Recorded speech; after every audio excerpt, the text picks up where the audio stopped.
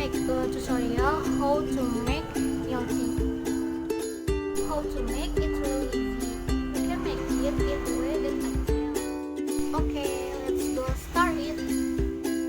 Ingredients used are glass, spoon, tea, condensed milk, and then hot water. First, put the tea into the glass. Second, give hot water.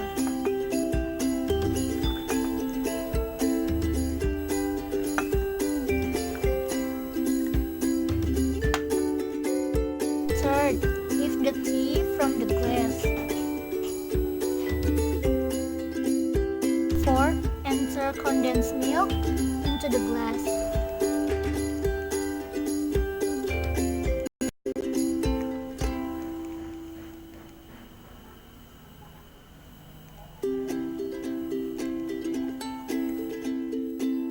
And finally, stir the tea using a spoon.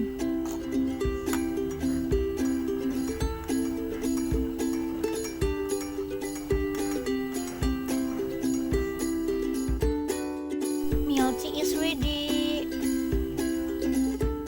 See how to make milk